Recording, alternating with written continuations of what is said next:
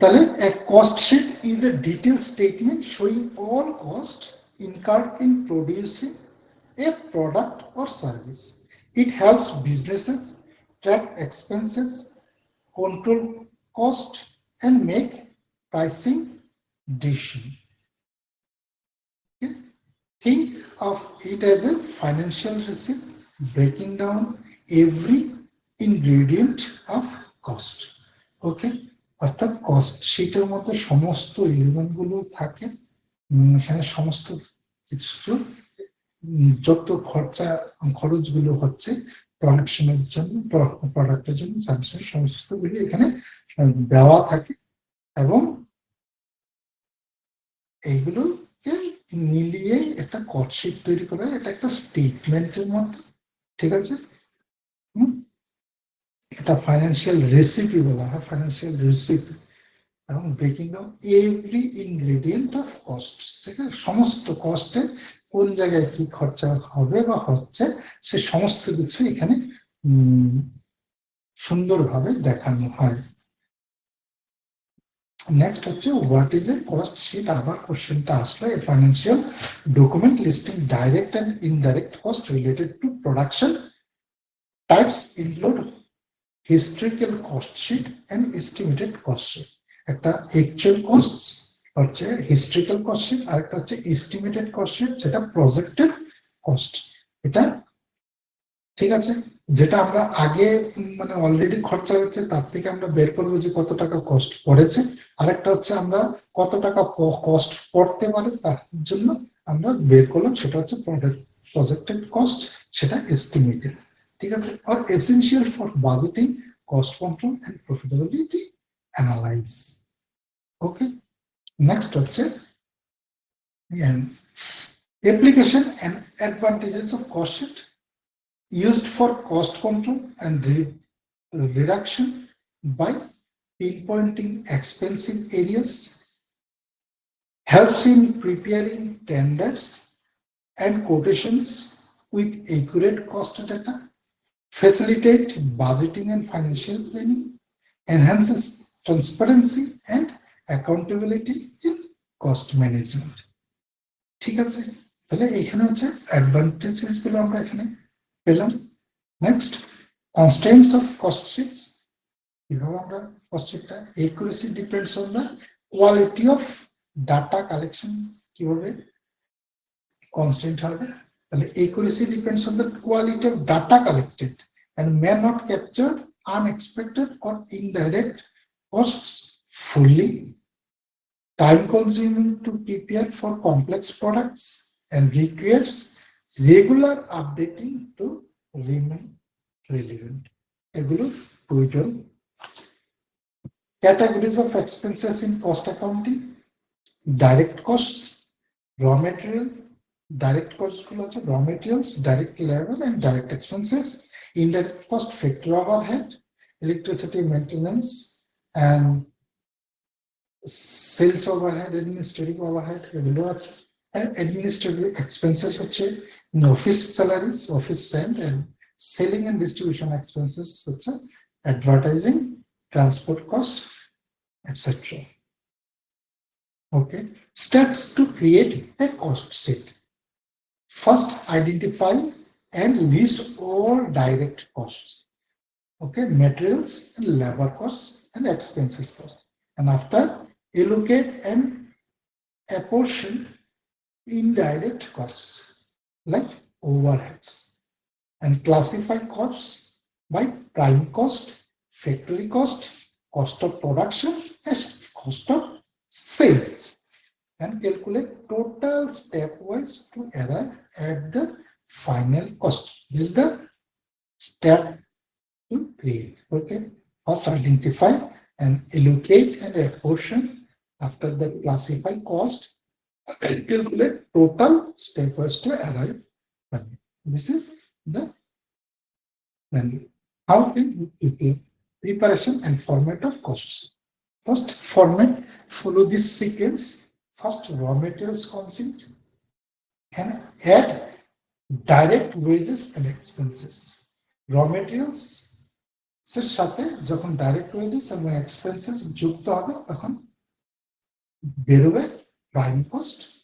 And prime কস্টের সাথে যখন ফ্যাক্টরি ওভারহেড যুক্ত হবে তখন factory cost, factory overhead add subtract, অর্থাৎ ফ্যাক্টরি কস্টের সাথে অ্যাড অথবা সাবট্রাক্ট হতে পারে ওয়ার্ক ইন প্রোগ্রেস, তখন বেরিয়ে যাবে কস্ট অফ প্রোডাকশন। মেইনলি অ্যাডই হবে, ওয়ার্ক ইন প্রোগ্রেস যদি যুক্ত হয় তাহলে সেটা হবে কস্ট অফ প্রোডাকশন। সাবজেক্ট কেন বলা হলো যে পুরনো ওয়ার্ক ইন প্রোগ্রেস আগের কিছু যদি থাকে সেগুলো মাইনাস করতে হয়, তো সেই কারণে প্রিভিয়াস যদি থাকে সেটা মাইনাস করতে হয়, তার জন্য সাবজেক্টও হতে পারে। তাহলে ওয়ার্ক ইন প্রোগ্রেস যখন যুক্ত হচ্ছে ফ্যাক্টরি কস্টের সাথে cost of production, after cost of প্রোডাকশনের পর তার সাথে যুক্ত হয় অ্যাডমিনিস্ট্রেটিভ এক্সপেন্সেস। যখন অ্যাডমিনিস্ট্রেটিভ এক্সপেন্সেস যুক্ত হয় সেটাও কিন্তু total cost of production. Total cost of production, এই কস্ট টোটাল কস্ট অফ প্রোডাকশনের সাথে যুক্ত হচ্ছে selling and distribution expenses. Selling and distribution expenses, this is cost of sales. This is cost of sales. and cost of sales এর সাথে profit যুক্ত হলে সেটা হবে cost of, no, this is the selling price. cost of sales এর সাথে profit যুক্ত হলে সেটা হবে সেলিং প্রাইস। ওকে,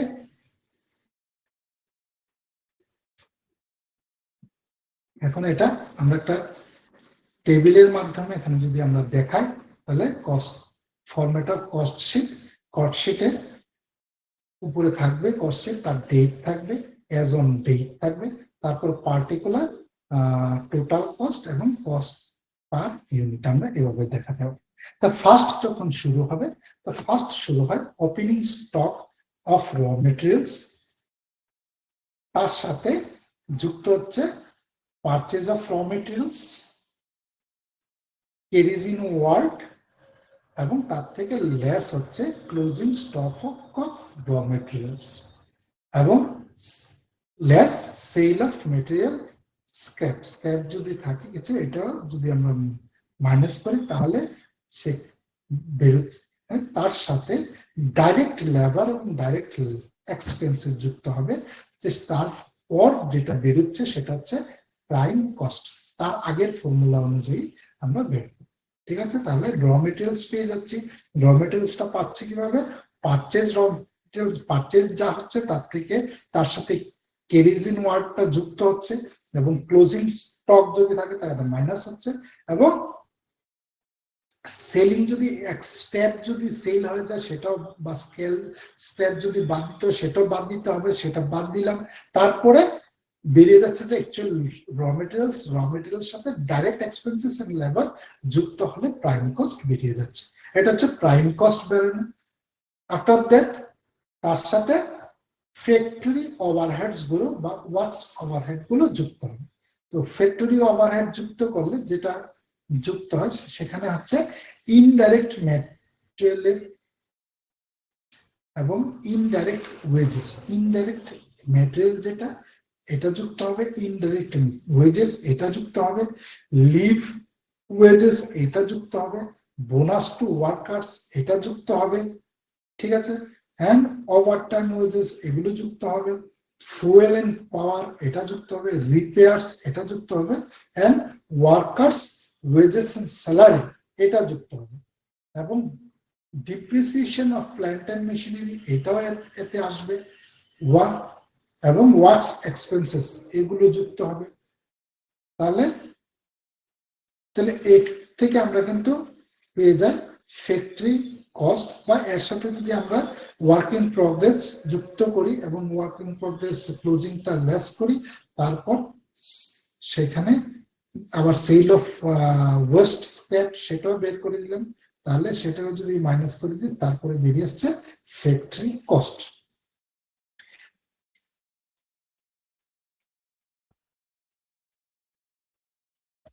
সরি, এখানে পুরোটা দেখানো সম্ভব হয়নি, তারপরে আমরা ফ্যাক্টরি কস্টের সাথে আমরা যুক্ত করব অ্যাডমিনিস্ট্রেটিভ কস্ট, অ্যাডমিনিস্ট্রেটিভ ওভারহেড যুক্ত করলে বেরিয়ে আসছে যে কস্ট অফ প্রোডাকশন।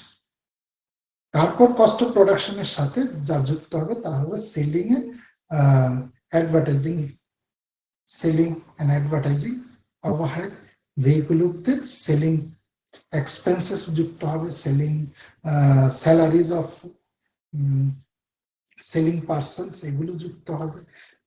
যা খরচা হচ্ছে সেলিং এর সাথে সেটা সেলিং ওভারহেড, সে সেলিং ওভারহেড যুক্ত হলে সেখানে হয়ে যাবে cost of sale, cost of sell.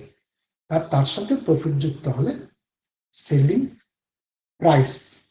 ঠিক আছে, এই হচ্ছে কস্ট অফ। এটা এই যে আমি ফরম্যাটটা দিয়েছি এটা আমাদের এসএলএম এ রয়েছে, আমি এসএলএম থেকে ডাইরেক্টলি এখানে কপি করতে চেয়েছিলাম কিন্তু জায়গা কম মতো সম্পূর্ণ হয়নি, আর একটা শীটের মধ্যে রেখেছি, বাকি আরেকটা শীটের মধ্যে আমি করিনি, আলাদা আলাদা করাও সম্ভব না এখানে একসাথে একটা পিকচার, তাই বাকিটা আপনারা আমাদের অ্যাসাইনমেন্টের মধ্যে যে দেওয়া আছে সেখান থেকে কস্টশিটটা দেখে নেবেন, সেই কস্টশিট অনুযায়ী এটা বেরিয়ে। এখানে যে যে অ্যামাউন্ট গুলো দিচ্ছে একটা হচ্ছে টোটাল কস্টের কলাম, আরেকটা হচ্ছে cost per unit, total unit হবে টোটাল ইউনিট অফ প্রোডাকশন, সেই টোটাল ইউনিট দিয়ে কস্টটাকে ডিভাইড করলে কস্ট পার ইউনিট বেরিয়ে যাবে, তাহলে কস্ট পার ইউনিট পার ইয়েতে আমরা বের করতে পারবো। নেক্সট হচ্ছে why mastering costs sheets masters, অর্থাৎ কস্ট শিট মাস্টারিং কেন হচ্ছে? Cost sheet empower businesses to price products competitively and profitably, to provide a roadmap for cost control and operational efficiency, regular preparation and analyzing leads to smarter financial decisions and sustainable growth. Start building your cost sheet skill today to unlock business successes. Okay, তাহলে এগুলো দরকার যে cost মানে কি প্রয়োজন, importance of cost sheet matters. Okay, তাহলে আমরা next হচ্ছে আমরা আছে ইউনিট 13 যেখানে ইনভেন্টরি ভ্যালুয়েশন। তো কস্ট অ্যাকাউন্টিং এর এটা আরেকটা important area, inventory valuation and inventory management. এই ইনভেন্টরি ম্যানেজমেন্টের জন্য ইনভেন্টরি ভ্যালুয়েশন একটা খুবই ইম্পর্টেন্ট বিষয়। Introduction and components of inventory valuation. তাহলে আমরা inventory valuation assigns a monetary value to unsold stock crucial for accurate financial reporting এর জন্য অর্থাৎ আমাদের ইনভেন্টরি ভ্যালুয়েশন দরকার। Components included in inventory cost, purchase cost এখানে including duties, freight, less discounts থাকবে purchase cost, conversion cost, direct labour, fixed and variable overhead সেখানে যুক্ত হয় conversion cost, and other costs to bring inventory to present location and condition. এটা হচ্ছে components including in inventory cost, কি purchase cost, conversion cost and other cost. And valuation follows the principle inventory valued at the lower of cost or net realizable. Okay, value. Next হচ্ছে importance of inventory valuation.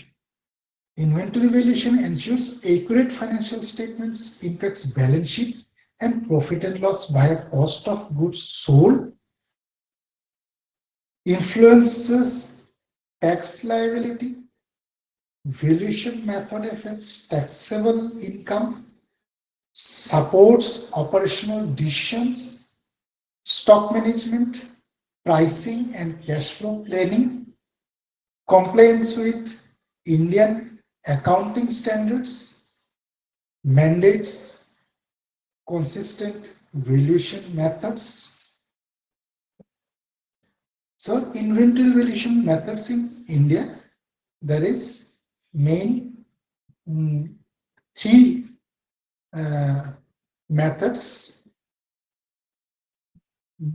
Three methods are followed by all the companies, mainly FIFO, and next LIFO, and weighted average cost.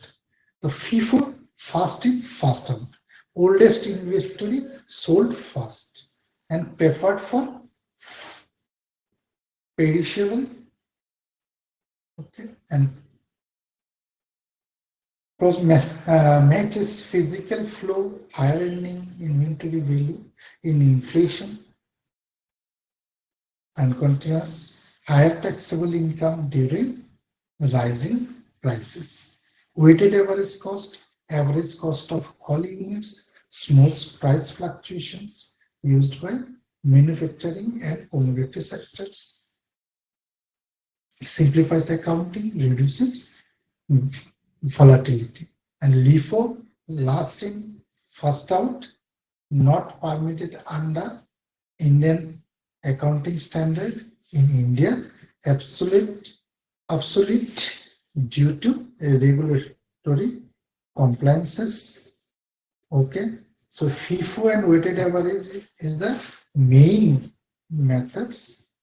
Okay, তো FIFO তো মানে যেটা এটা সোজাভাবে বলতে যা আগে আসে তা আগে বেরোবে, আর ওয়েটেড অ্যাভারেজে অ্যাভারেজ করে করে বেরোবে, সমস্তগুলোকে অ্যাভারেজ করে অ্যাভারেজ করে ইউনিটগুলো নিয়ে, সমস্ত ইউনিটগুলো নিয়ে তার অ্যাভারেজ করে তারপরে সেই কস্ট নিরূপণ করা হবে, সেই অ্যাভারেজ সিস্টেমে বেরোবে যখন ইস্যু করা হচ্ছে, এবং সেটাকে সেভাবেই রাখা হচ্ছে কস্ট প্রাইস ধরে।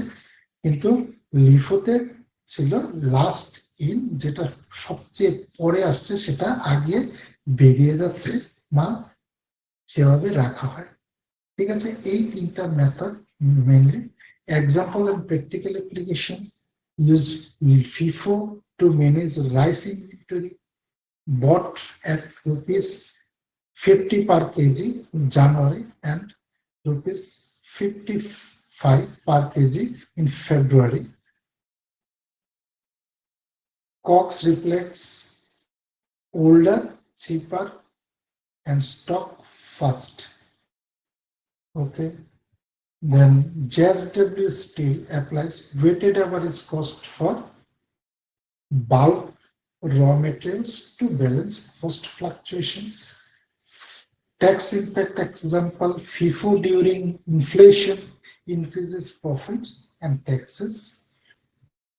WC offers moderate tax outcomes. Choosing the right method depends on industry, regulatory compliance, and financial strategy. Okay. Thank you all. Check and prepare yourself through the SLM unit exercises.